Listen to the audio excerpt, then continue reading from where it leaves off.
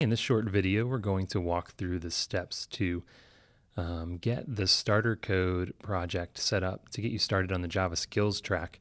So at this point, you should have already installed the most recent version of Eclipse. You don't need to have opened it or anything. In fact, my Eclipse is closed right now.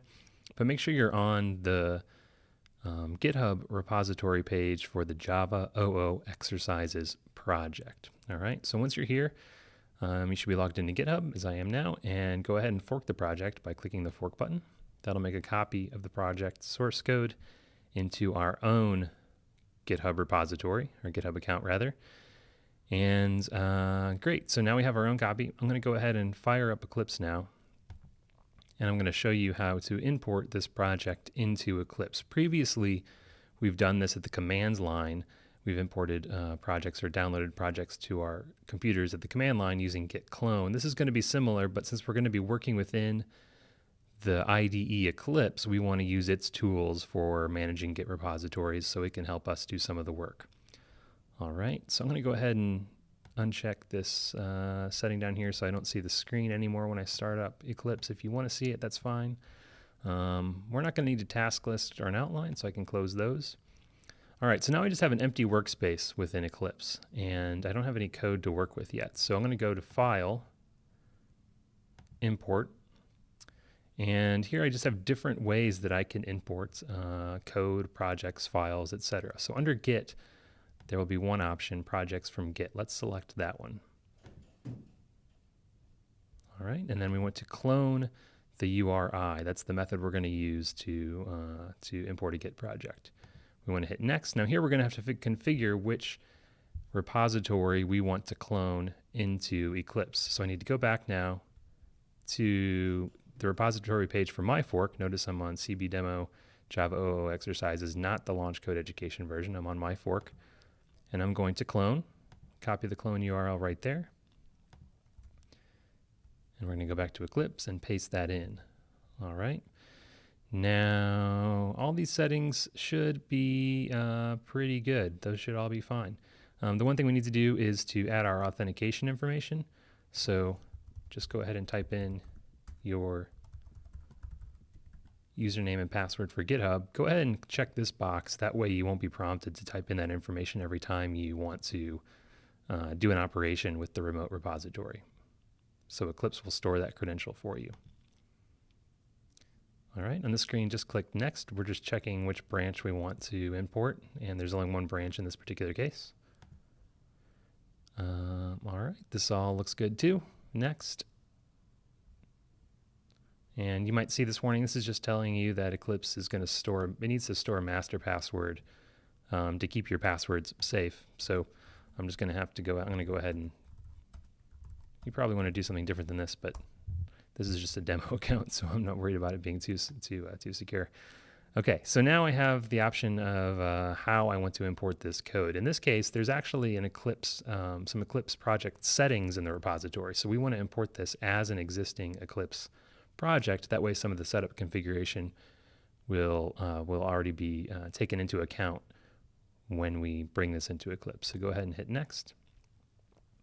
And this all looks good. Go ahead and hit Finish. And this should be the last step before the code ends up in our workspace. And there it is. On the left-hand side of Eclipse, this is where you're going to work with your the structure of your project. You're going to be able to drill down into folders and code files. In Java, we call those class files. And so this is where you're going to work with that. Notice that I have a red X. This indicates that there's some errors in my code. And I see those indeed down here in the bottom in the problems pane. Let me pull this up so we can look at this a little bit more closely. The errors, there are a lot of errors. This is okay. These errors are coming from a particular file. We can kind of see that this X comes from this X, and we can kind of drill down to find exactly which file the errors are in. They happen to be in this student and course test.java. That's in the assignments folder. This is a test file that will verify whether or not some of your code for one of your assignments is correct. So the fact that it has errors is to be expected because you actually have not written the code that is needed for this test file to do its work. So don't get worried about that. That red X in that particular case is expected. If you see any other red X's, that should be something to worry about. There are a couple of warnings down here in the problems pane. These are things you can ignore. In general, we don't want to tell you to just ignore anything the IDE is telling you. Usually it's trying to be helpful, and but these are there kind of for a reason, somewhat esoteric reason. So those are actually okay. You can ignore these two resources, a duplicate of warnings for this particular project.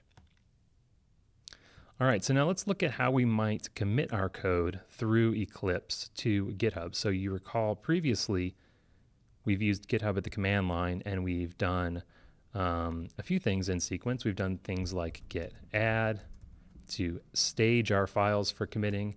Then after we did that, we would do git commit with the message, right? And then we would do, that would commit it to our local repository, and we would push it to the remote repository by saying git push origin, and then usually master. The last term there is the name of the branch we're working with that we want to push up to the remote repository. That's most of the time that's going to be called master. So those are the three commands we used when using git at the command line. We can use these interactively through the user interface of Eclipse and have the same effect. So let me go in here and just make some change somewhere so that I can demonstrate to you how this will work. I'm just going to open up the one file that we actually have in our project and just make a small change. I'm going to change isn't to is not. I don't want to change anything that actually affects the running of the code.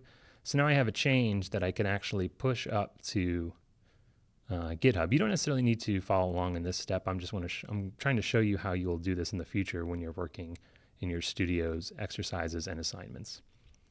Okay, so now that I have a change, I can go to the root of the project up here where it says Java track and has the name of the repository. Right click on that. And down here under team in Eclipse usually refers to using version control. So in this case, our project is using Git, so the team functionality is going to be aligned with Git commands. So I'm going to go down to team, commit, and then that brings up this Git staging window. So here we have three different things. We have unstaged changes. These are things that you might see at the command line if you type git status and you see something in red, or you see a file listed that isn't staged for commit. That's what these are. Down below the staged changes, which we don't have any quite yet, we will in a second, that is what you would get after you say git add a file to be staged, and then a commit message. So this is going to combine, this little window is going to combine a few steps into one interface. So in order to stage this file, this new change, I'm going to highlight it and say add to index. That's the equivalent of the git add. And then now it's staged for commit. I can say, go ahead and commit that with the message. I don't need quotes here. Okay.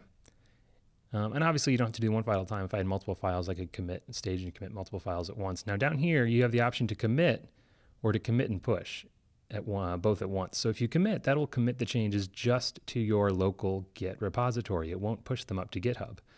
So you probably want to commit and push most of the time. So let's go ahead and commit and push.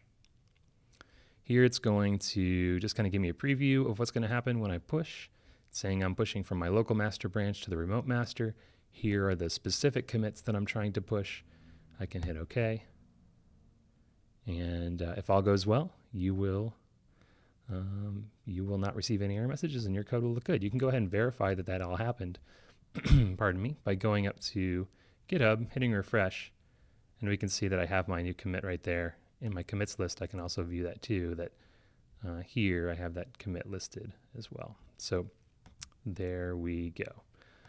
All right, so that's how to get your project set up and use Eclipse to check out code and commit. In a future video, we will talk about how to fetch changes from the LaunchCode Education upstream repository.